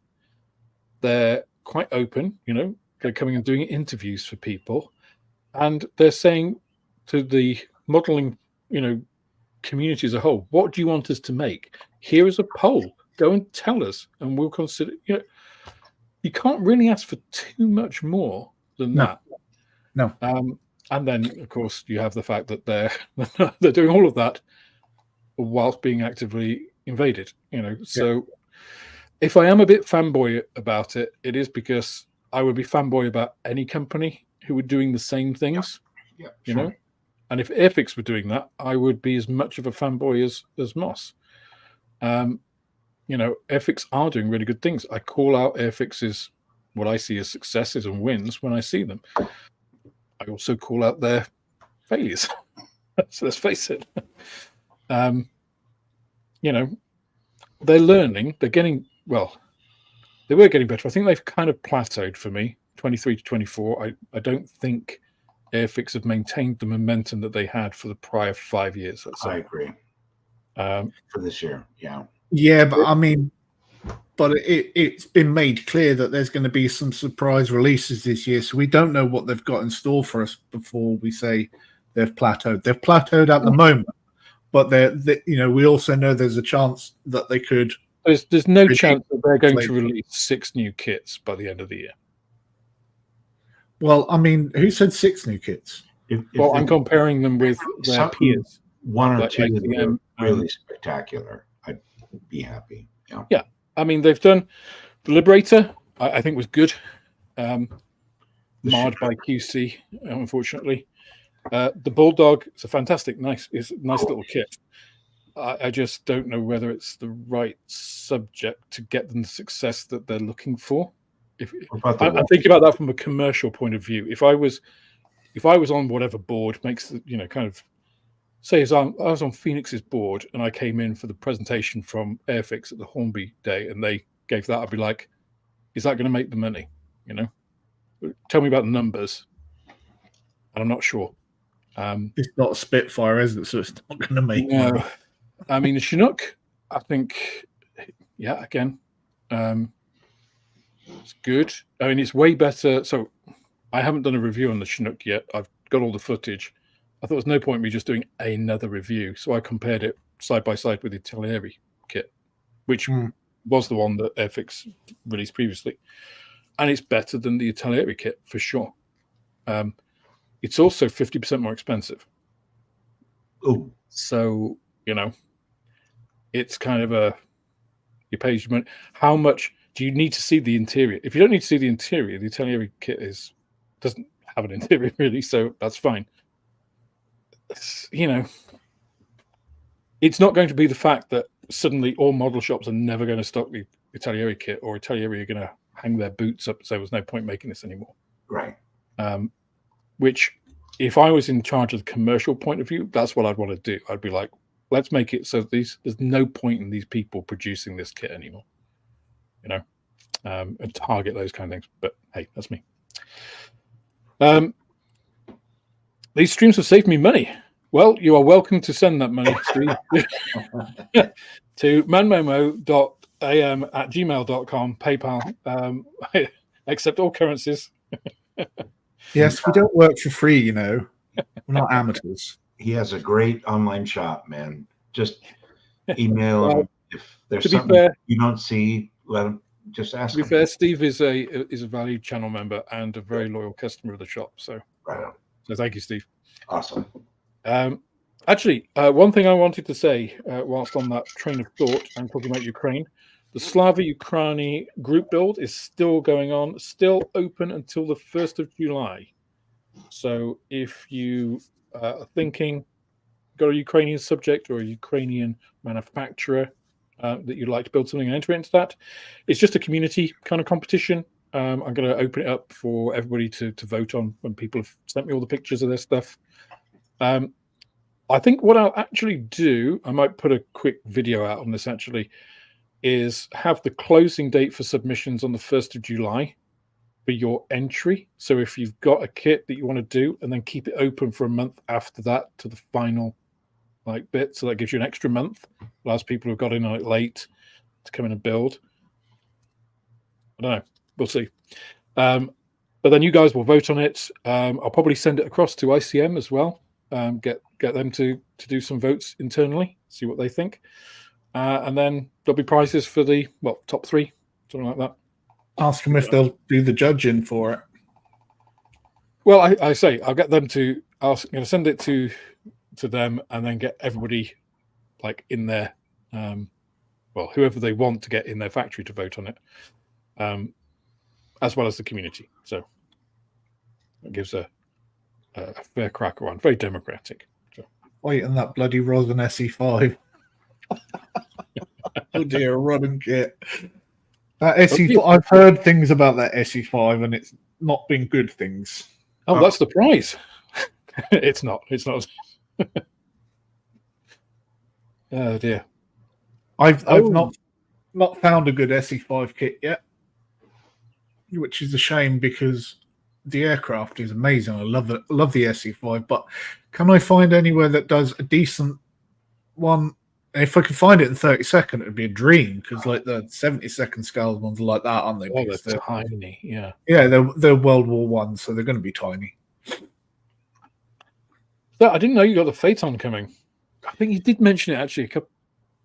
It won the poll. I had like 4 cars, and the Phaeton won. And I'm like, oh man, this doesn't come out until June. And then I started searching around, and I found a place on eBay. He's in Poland, this guy. And yeah, I don't know if Wingnut Wings did make an SE5, but even if they did, there's no bloody way I could afford one. Be like 600 quid on eBay if you can find one.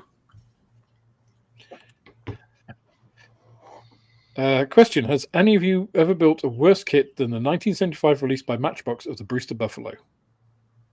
Oh, childhood memories are poor. Yes, I have actually. I have built the 148 Apache longbow, which was, I think, a scaled up version of the 72nd scale one, which was good, but the scaled up version into 48 was so badly fitting. It's the only kit I have ever thrown away before I finished it.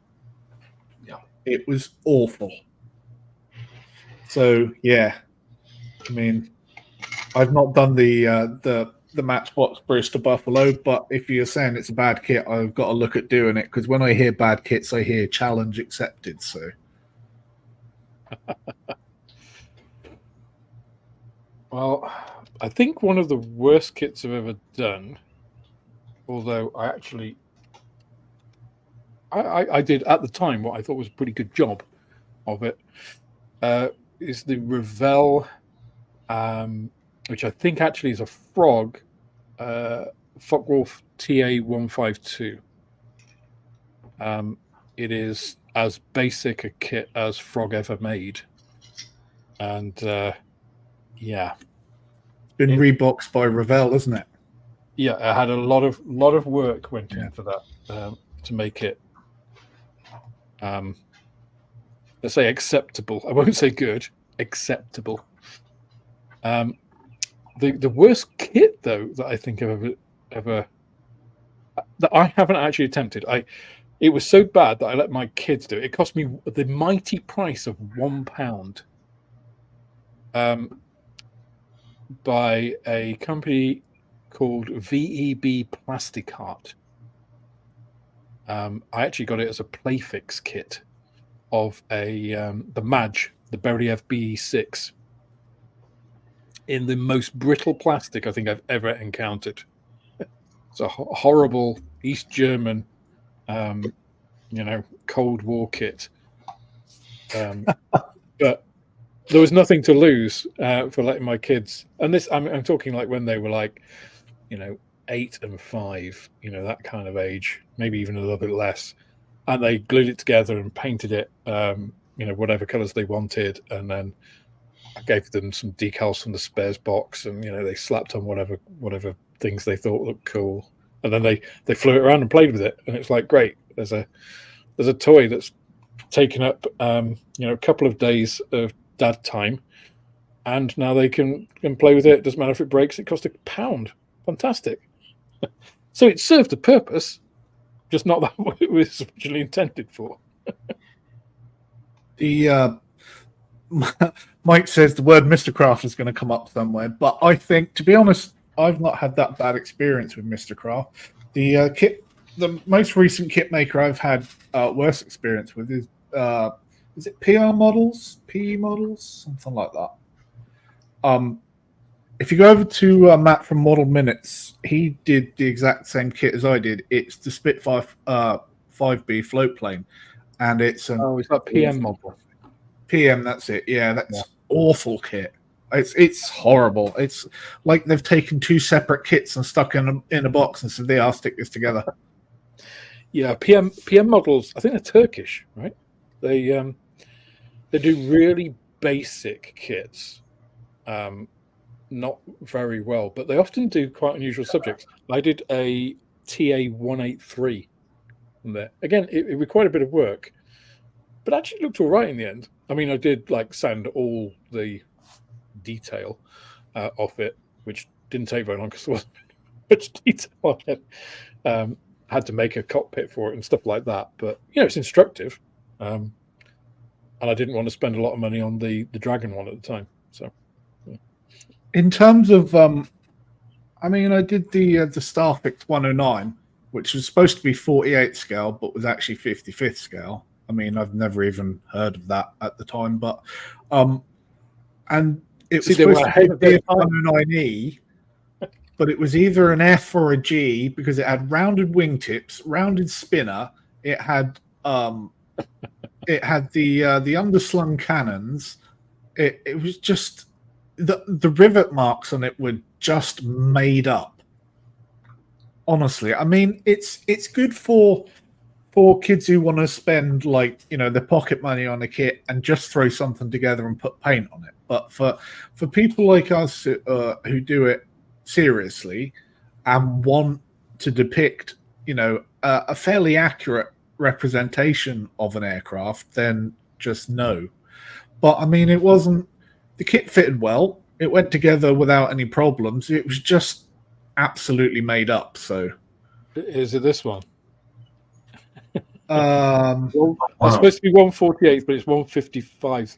No, it's the one that had German writing. It was advertised as a Wieferschmidt because the person obviously wasn't familiar with aircraft and couldn't read German lettering. But apparently, they only did a G or a G6. That one. Go up. It's the top one. Yes, they labelled it as an E. Yeah, but it's the same rounded wings. Kit. Oh, the decals were stickers, by the way. They weren't decals; they were stickers. They were actual stickers. Stickers. Yeah. That's got a weird shape to it, hasn't it? Yeah, and if you zoom in on it, look at the riveting on it. It's absolute. It's just made up. It's extensive. I mean, it looks like it was bolted together. Yeah. Yeah, that's imaginative, I would say. Anyways, 155th scale, 148th on box. Yeah. Right. That's great. That's great. And I mean, you can see the difference between the two when it's not like it's 132nd and 135th where it's negligible, but it's not noticeable when you compare the two. You put a 48 and a 55th side by side, and it's about a centimeter and a bit shorter, so it's quite clear that it's a different scale. It's kind of like a young adult one. Oh. Yeah, a teenager, if you like. Yeah. Oh dear. Well, I'm not sure how we got onto the subject of Starfix Messerschmitts from talking about paint, but but I think we are past the witching hour of 10 o'clock, so we better call it at that point. Yes. But thank you, guys. Get something to eat. Thanks everybody in the chat for coming and listening to us talk nonsensically for the last couple of hours about various topics. Thank you, Tam. Thank you, John, to keep me company. And have a great week, everybody. And we'll see you next time. Thanks, everyone. Bye.